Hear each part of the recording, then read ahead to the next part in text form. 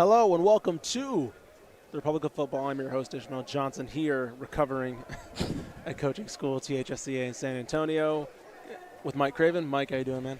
I'm doing a lot better than everybody else I'm seeing in this convention hall. It's like walking through a Las Vegas airport this morning. Everybody, you can tell. It's like, oh, you were out last night. You were out last night. You were out last night. And I'm just like, I just got a coffee and, an Egg McMuffin, and I'm doing fine. Right. I did go out last night. And somebody else who went out last night is our producer, Mallory Hardley. Mallory, what's up? Hey. Got some coffee, too. So. We're doing good. We're doing good. We're up and running today, so we're doing well. Yep, day 3, the last day. It's kind of a half day at THSCA. Yeah. Everybody's in their kind of regional meetings. They're about to have their grand assembly. I think they have, or they might have already had it. I can't remember the schedule. Regardless, everything's winding down. We're starting to break down our booth. Exhausting in many ways, socially mostly. Yes. A lot of socially, talking. yes. A lot of handshakes, a lot of just running around to different rooms, press conferences, talks, whatever. So it's different from 7-on-7 because 7-on-7 you're like physically exhausted because you're like sweating and stuff like that. But this is a completely different kind of exhausted. This is the exhausted that like you're mentally exhausted. Right. Completely different. Exactly. You're still tired, but it's like a mentally exhausted. I don't want to talk to anybody for like a week. They say the difference between being an introvert and an extrovert is like extroverts get their battery power charged up around people. Right. And introverts lose power around people. I have been running on E since Saturday. Yeah. At about 10 o'clock. We went on a team dinner Saturday. This thing hadn't even started yet, and I was like, I'm good.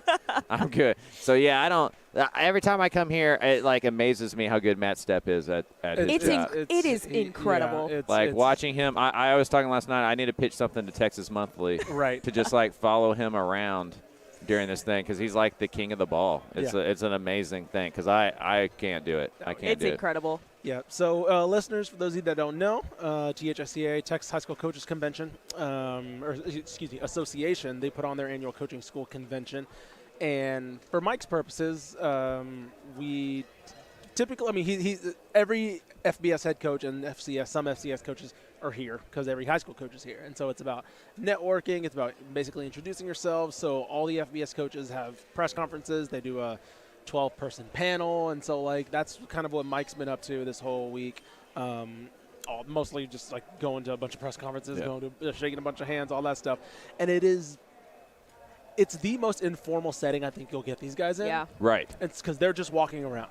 Yeah, it's not as much for stories. Right. Like you don't get a ton of content. I mean, you could. Yeah, you could if you wanted, yeah. But it's mostly just a way to kind of get with these guys before the season starts, ask a few off-the-record questions, have some, just human-to-human interaction because so often, it's your job, right? So they're up behind a podium. You're back here asking questions. There's not a whole lot of human interactions. It's like, how's your quarterbacks? How's your linebackers? Sure. Here you can kind of get to know each other a little bit, and that makes the job easier. Yes. For them and for us, to kind of like know each other as humans, kind of know their personalities. So it's a fun way. There's not a lot of pressure right now. Exactly. There's not winning and losing going on right now. So you can get a guy kind of a little bit more comfortable and have some conversations with them. So it's fun to kind of get that time with those guys. Yeah.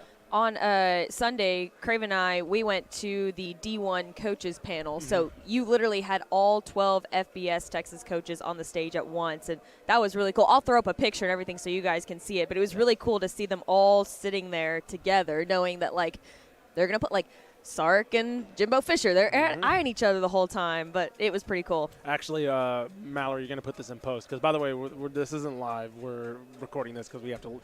Again, we're not talking to anybody for the next week, so we're getting this while we're running on fumes. We're pumping this content out. Yeah. We're recording this on Tuesday. You'll see this Wednesday. Mallory, edit this in post as well.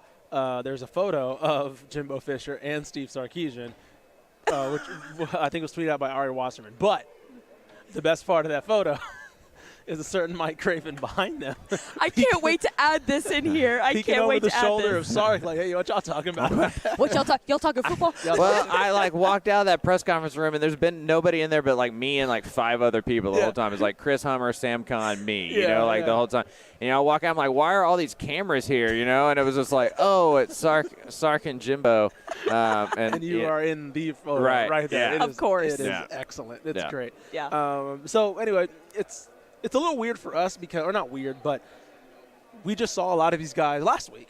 Right. We were at Big 12 Media Day. Oh, yes. And so we saw Joey McGuire, we saw Dave Aranda, all these other Big 12 guys, and it was a little not awkward, but like I'm curious how it was for you going to a press conference where you just talked to them. They just had a press conference last week. And then when you add in Joey McGuire's cover story, right? Exactly. Like I joked with Joey, I was like, I don't have any questions left for you. Right. Like I have nothing left to ask you. It's like he's so great with us that it's like, I'm sick of Joey McGuire. Right. Love you, Joey. Love you to death. I got nothing left to ask. I know everything about you right now. He's like, you remember that time? I'm like, you told me about that time. So, I think the thing that kind of over these last couple of days that interested me is everything's just been about transfer portal NIL. Mm-hmm. And so you can get them talking about that kind of stuff in a way that you can't at a team event because the beat writers need to know about the wide receiver position and who's going to play defensive line and, how are you going to prepare for so-and-so team or whatever. But here you can really get their real thoughts in a little bit more relaxed setting about what they think about, name, image, and likeness, what they think about the transfer portal, what they think about the college football playoff.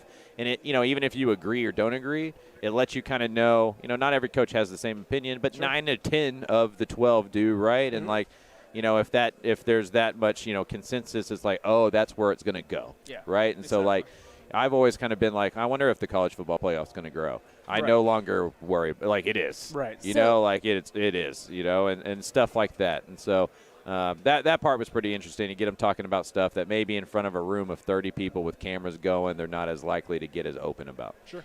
I thought it was super interesting when we went to the D1 coaches panel. They were asking, Craig Way was emceeing the event, and he was asking questions to Sark and Jimbo about the playoff expansion, expanding the playoffs and stuff.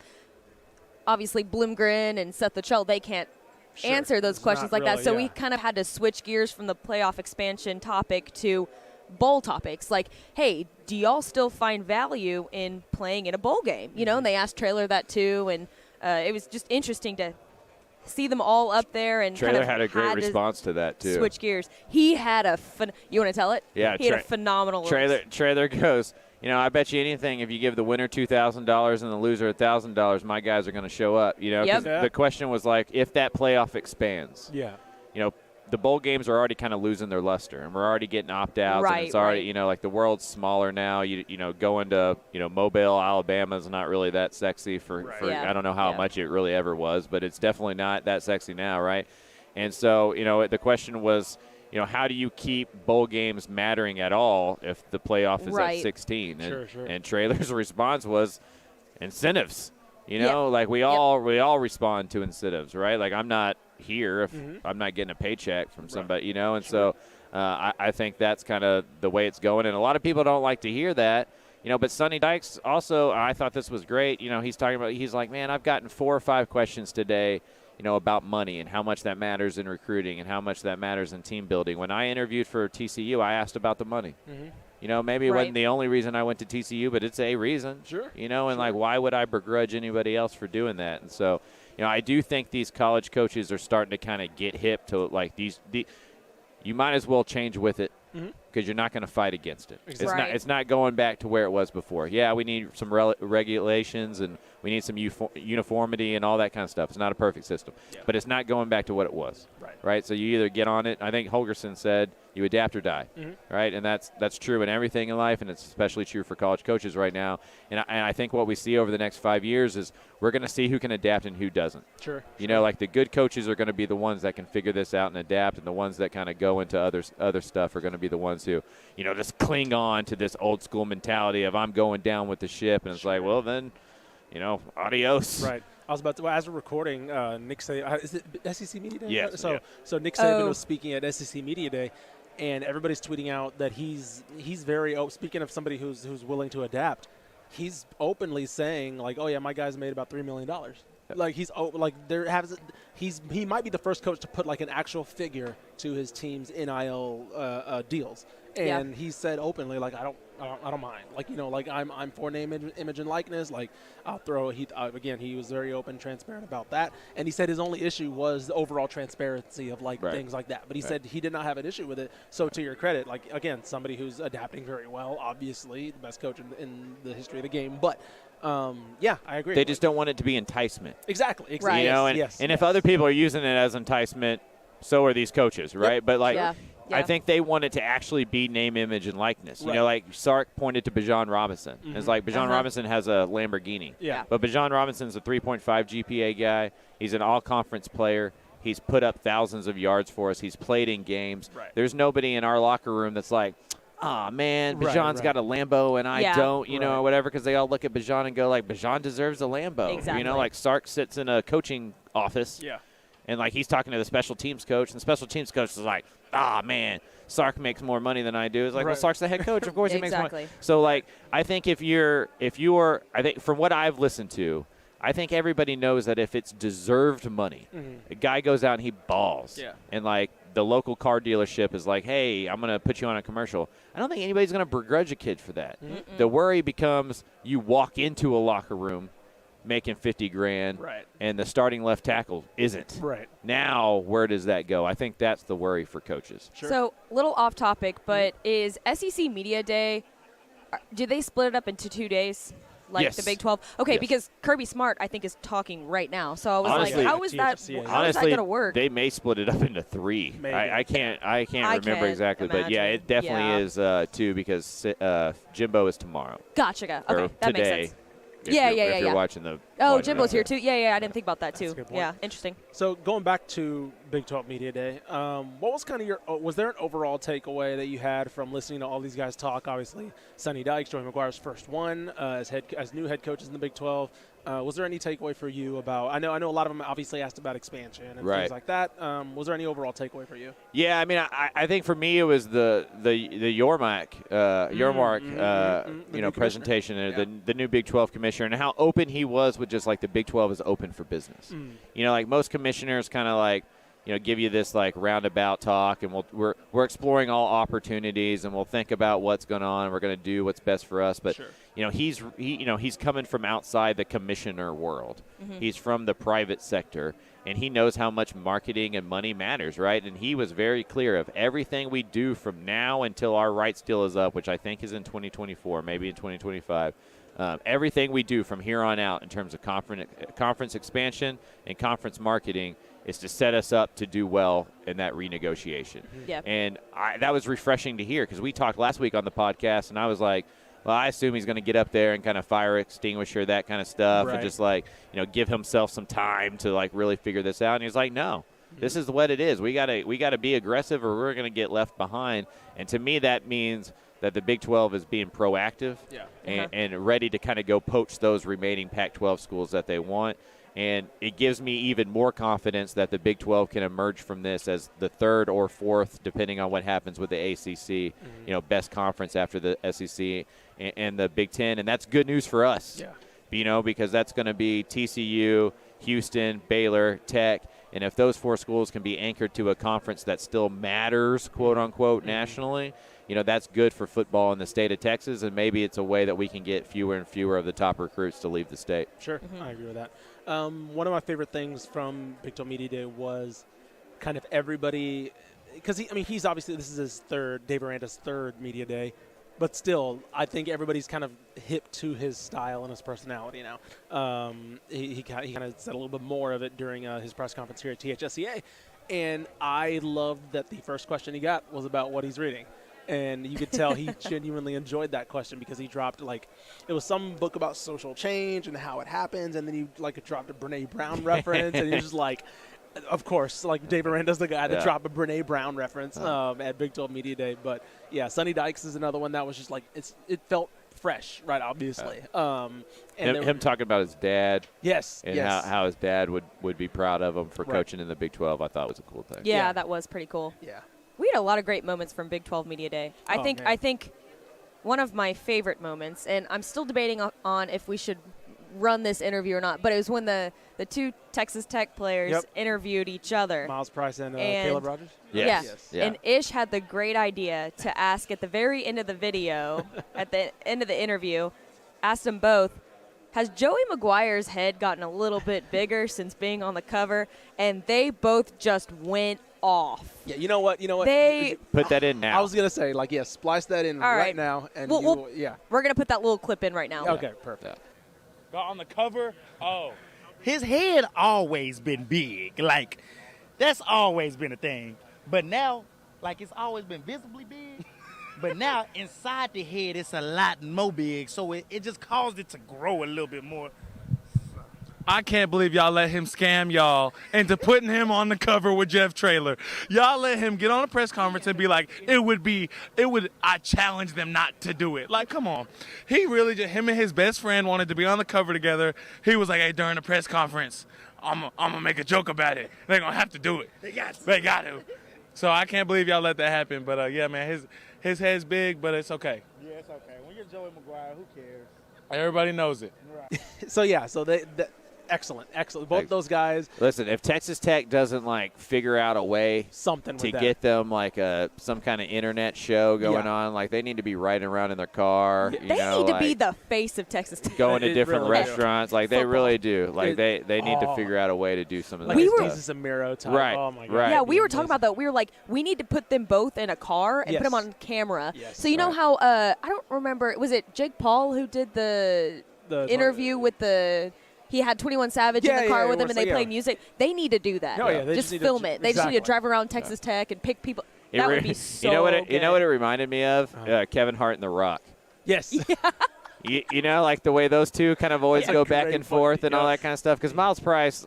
Oh, he's going to be hosting something. Yeah, he's a character. Right. He's great. And Caleb's so big compared to Miles, and so it had that kind of feel because every interview those guys do together, they're always just roasting each other and playing off back and forth. Yep. And Miles and Caleb, reminded me of that. And those guys, they need to be actors or something. They have careers in entertainment in front of them if they'd like. We I think they asked if they could be interviewed together or that they could interview each other.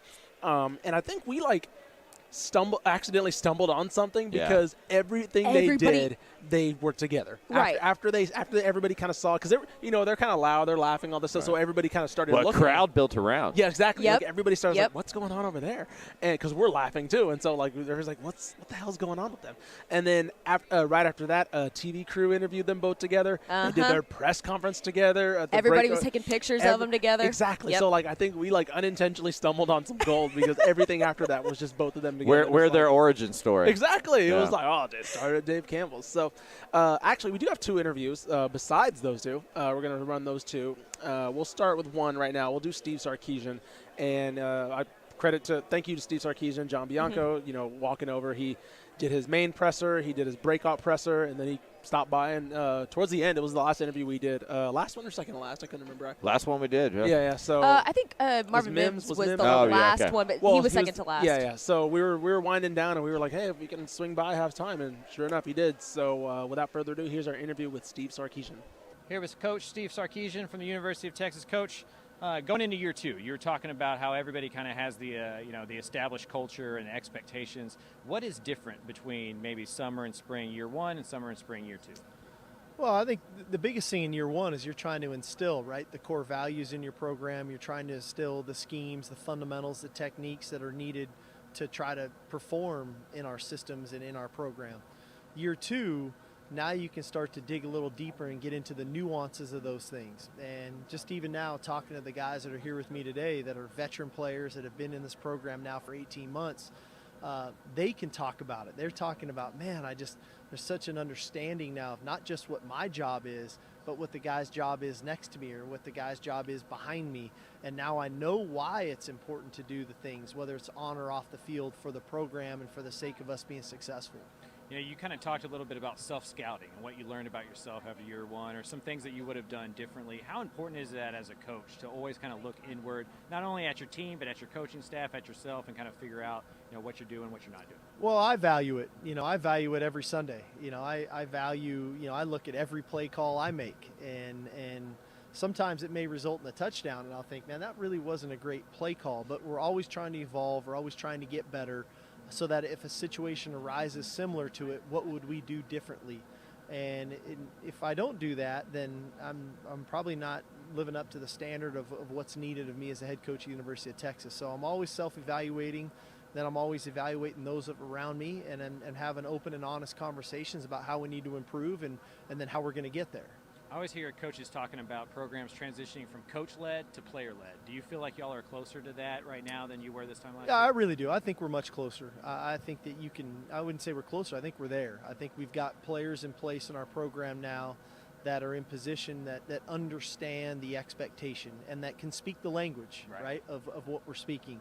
And it's interesting. We're in a unique state because I've got 57 of my 85 scholarships as freshmen or sophomores on our team.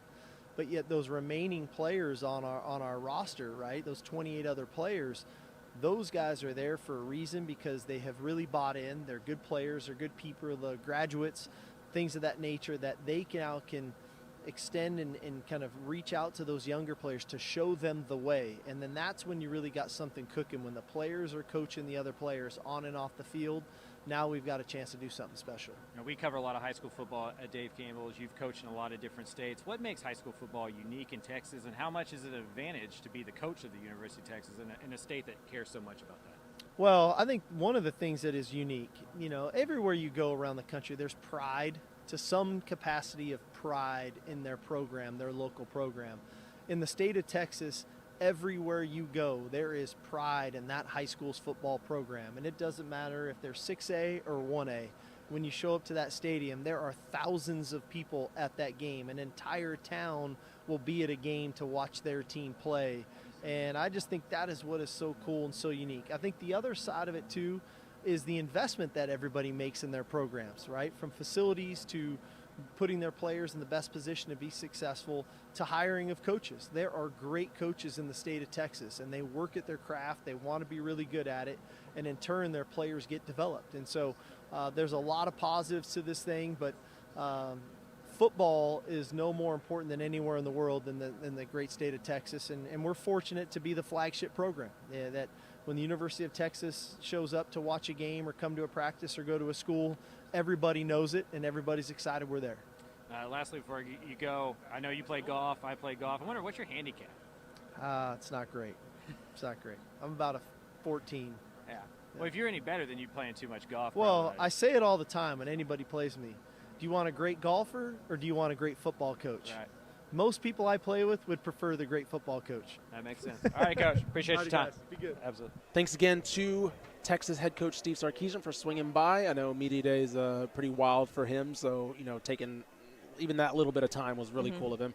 And our little makeshift setup there. I learned his golf handicap. Yeah, exactly. That was a nice question. I wanted to know if I was a better golfer than Steve Sarkisian, and it sounds like we're about the same. Yeah, there you go. So, let's talk a little bit about Texas.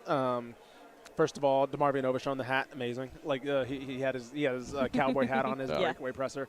Bijan Robinson, of course, was the big guy, right? Everybody was there. So many people were around him, And it lasted forever. I always feel bad about those kind of players where it's just like they're just like it's 30, 45 minutes. Like there's two types of players that I feel sorry for. The ones that get everybody and the ones that get nobody. I know. I feel more sorry for the nobody. Right, sure, yeah. Because, that's, you get brought all the way out to media days. You get put out, and, you look to your left and everybody's around Bijan Robinson. You look to your right, everybody's around Dylan Gabriel at Oklahoma, and you're just like, what am I doing here? It was kind of like that for Kansas. Like, they were kind of there, but nobody was really – well, and it's also because we're so far from Kansas. Like, not many media people are going to travel to Texas for this Big 12 Media Day for Kansas.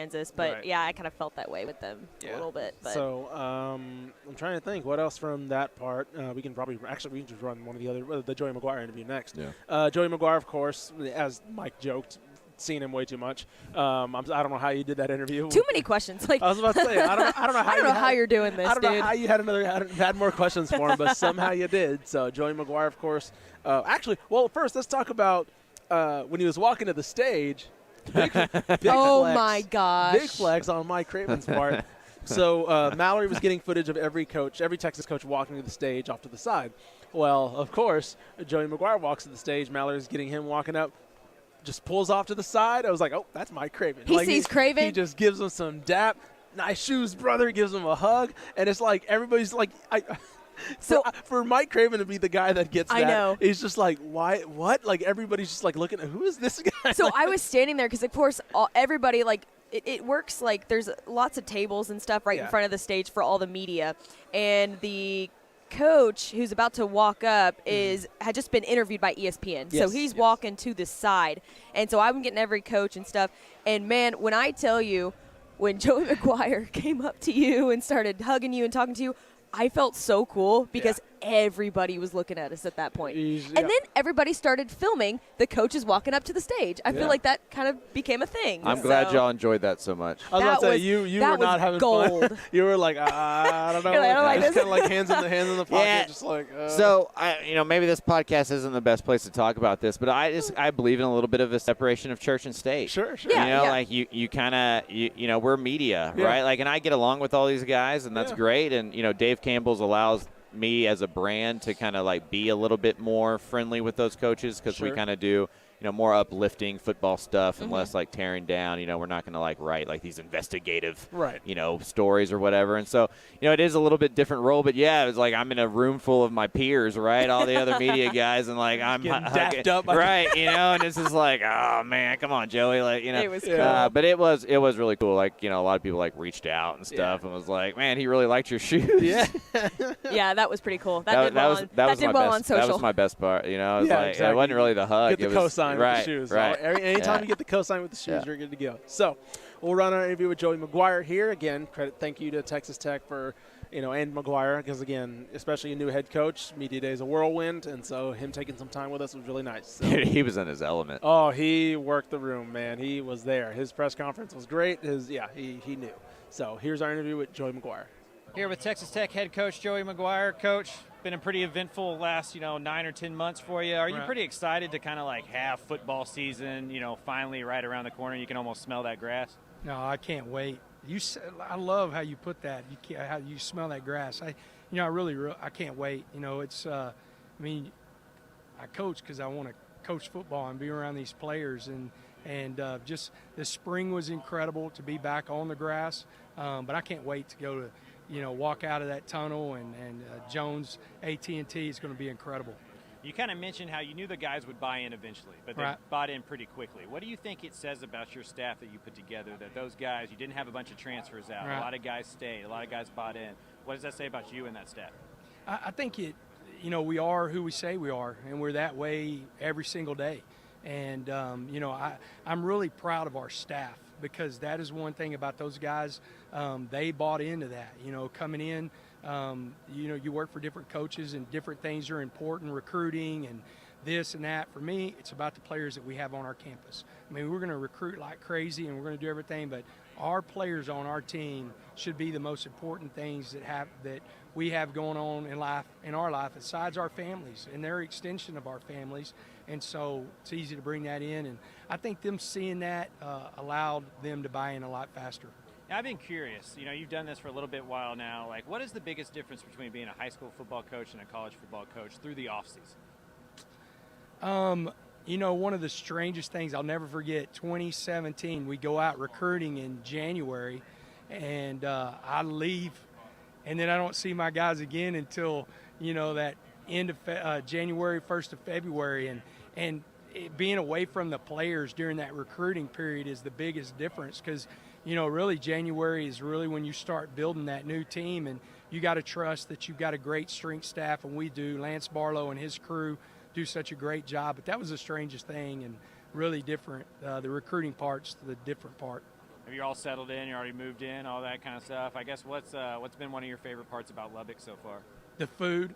We got a new suit for media day, of course, and the waist size is a little bit different than my last suit, and I think I've gained a little bit. The food's incredible. If you ever come out to Lubbock, Texas, and I know you've been out there, the people, it's just that true Texas feel of just genuinely good people. And so between those, the food and the people, it's been incredible. All right, sir. Appreciate it. Great seeing you, brother. Yes, sir. Thanks again to Joey McGuire and Texas Tech for standing with us after their press conference on Big 12 Media Day. Joey McGuire, we went to there was an alumni event here as well. Joey McGuire, this is his Super Bowl. Like THSCA is his Super Bowl. It was this way when he was at Baylor, because you could tell Rule and Aranda were like, do your thing, right? Like, this is why we hired you, to work the room and to work. And so him as a head coach, same guy, it is his element. And so he, of course, Tepper tweeted out the Oklahoma thing, which if it was any other coach besides Joey, I feel like somebody would be upset about if you didn't see the tweet. He said, somebody asked him at the alumni event about the end zone complex, and he said, we're going to beat Oklahoma and we're going to tear down the end zone. And we're going to knock it down or something like that. And so Tepper tweeted it out, and Tech Twitter loved it, and then Oklahoma Twitter found it later and was like, oh, what's going to happen here? But regardless, if it was any other coach that said that, I feel like he would have been more upset. But he knows what he's doing. He knows what he's doing. He's firing up this fan base. He's getting people excited. That week one's going to be their first home game is going to be incredible in terms of atmosphere. This is his element, and he was fully in it.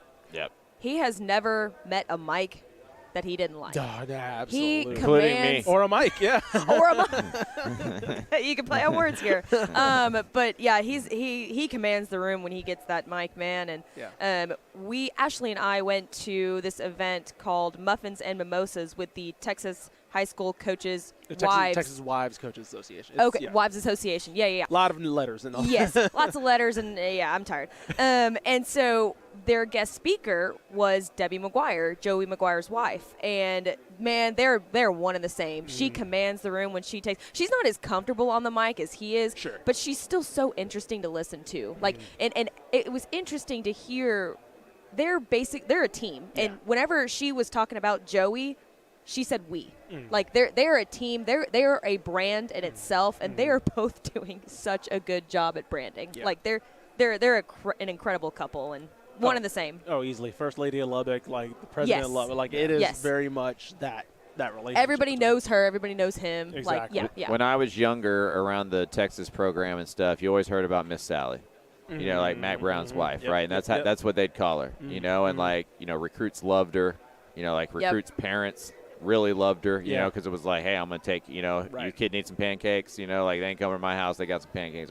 That's going to be Debbie McGuire. Yeah. Oh my gosh. You know, where it's like Miss Debbie, is going to take care of all this stuff, know, and if you're a mom sending your, and that just shows how big of a machine these things are. Yeah. You know, it's not just the coaches, it's not just the players, it's not just the backroom staff, it's not just the SIDs, it's like all their wives, all their families. Like it is really just this huge group effort, and these coaches' wives have to be a part of all that, whether they like to be or not. Like it's such an interesting world, and it's cool to see that family kind of get this platform, because they deserve it, and they're going to do it for the right reasons. Right. And she was mentioning too, she was like, there's going to be a lot of players that can't go home for Thanksgiving or Christmas, and we want to be that place, that safe place to where if they don't have anywhere to go or they can't be with their family, we want them to come join us. And I thought that was really cool. And that's really important. You got to remember, these are 18 to 22-year-old kids. Some of them not coming from the greatest upbringings, right?